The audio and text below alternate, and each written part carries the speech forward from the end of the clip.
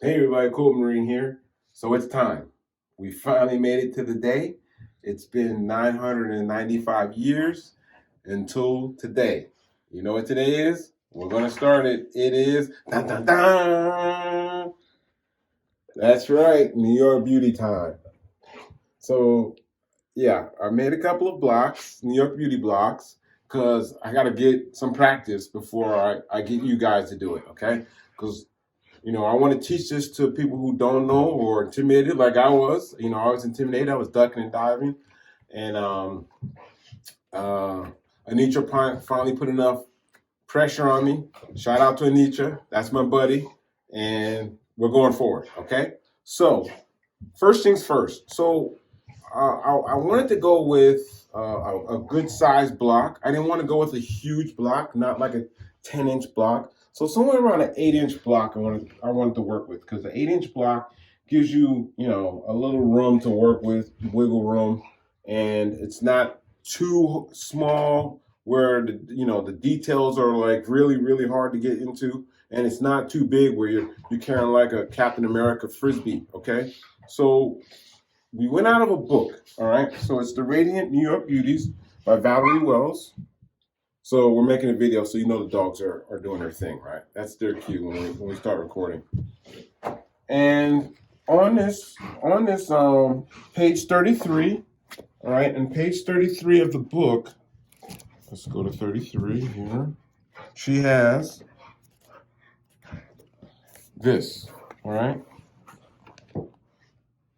And in all of her patterns and all of the blocks, they recommend you copy this up to 200%. And that's going to get you to a 10-inch block. But I didn't want to do a 10-inch block.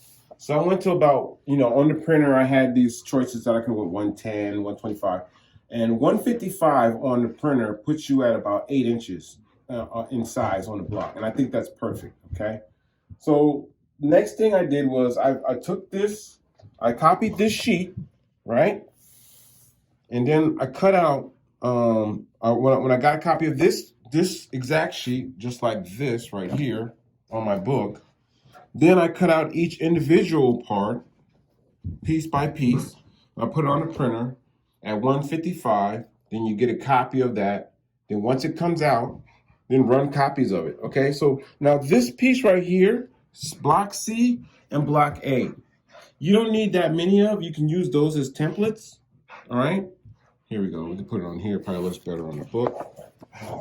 Block C and block A. I maybe made 4 copies, 5 copies of each. Because once you cut it out, you can use that as a template. It's not going anywhere. And it's easy to maneuver with that. Okay. So like over here, I have them stacked up. So, right here, I have a few copies of it. So once this one template gets wore out, I'll get rid of it and start a fresh template. But I've used this for, quite a few block C's, okay? And, all right, so on these parts right here, the crescent part, what I did was I once I got my copy, I recopied it, taped it onto a piece of paper and then copied it. So I've made a few of these, right? And I have it on normal paper, and I tried some of this really thin copy paper, where like artist copy paper, where you copy, you could trace stuff through it, and it came out pretty good. So the block we're going to build is going to be with this paper itself. I've made a few blocks with normal paper, and normal paper is cool. I mean, if that's all you got, go for it. All right, we're not going to break the bank. We want to work with what we have.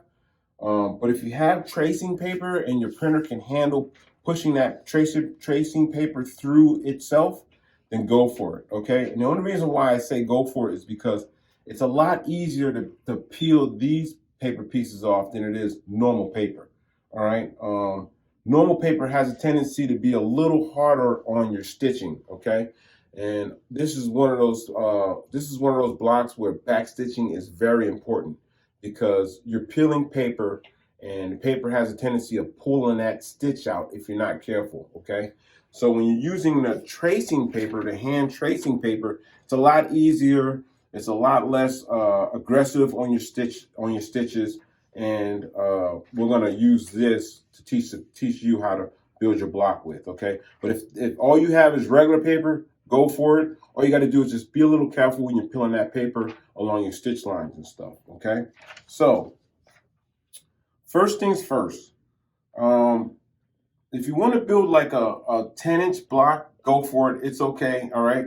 Your room, your rules. Okay. I just wanted to go with something a little bit smaller so that we can go nuts with it. Because I've got them in all colors, all combinations.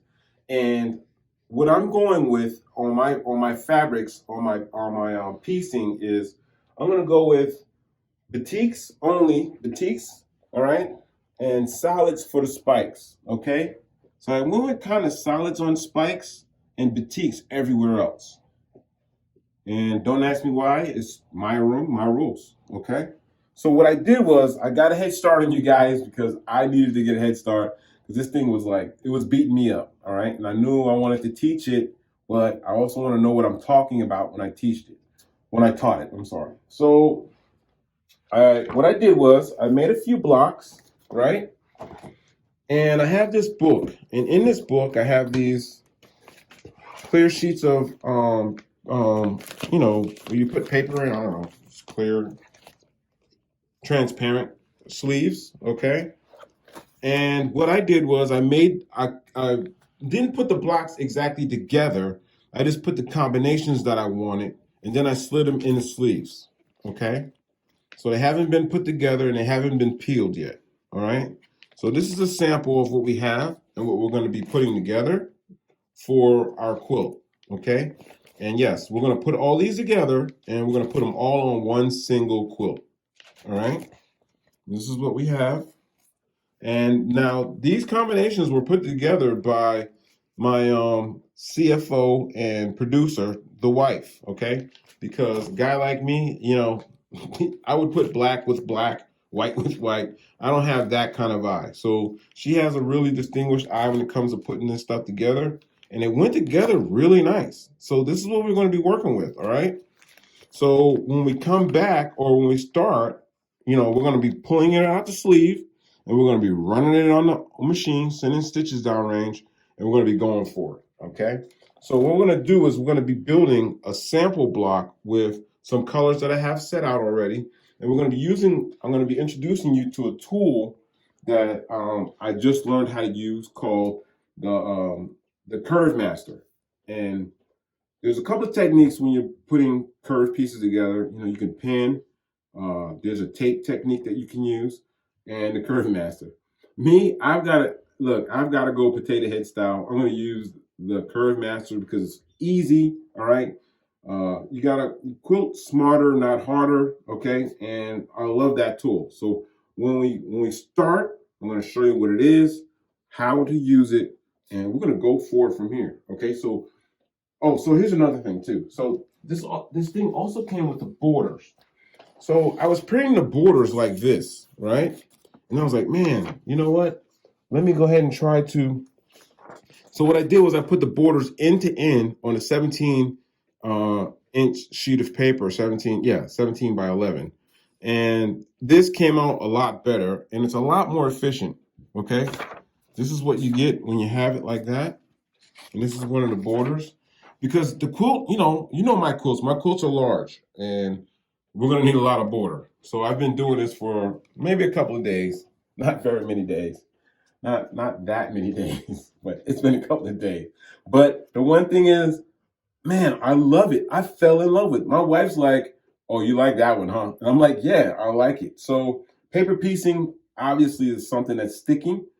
I've been in here working on it, and the New York Beauty is going to be something coming. Okay, I like it. I've been in here stitching and sending stitches down range and paper piecing, and once you get into the rhythm of it, before you know it, you got like 13 blocks ready to go. Okay, so when we come back, what we're going to be doing is we're going to be putting some paper to fabric and going forward on our New York Beauty. Any questions? No question? Okay, so look, don't worry. We're going to answer everything. You know how I do it. I love going from the basics forward for everyone, all right? From our advanced quilters who've put quilts on shows and want to come back into quilting, they've been off for a while, to the very first machine, very first stitches, okay? We're going to keep it simple, all right? So thanks for watching. Please subscribe. And remember, it's only fabric and it's only thread.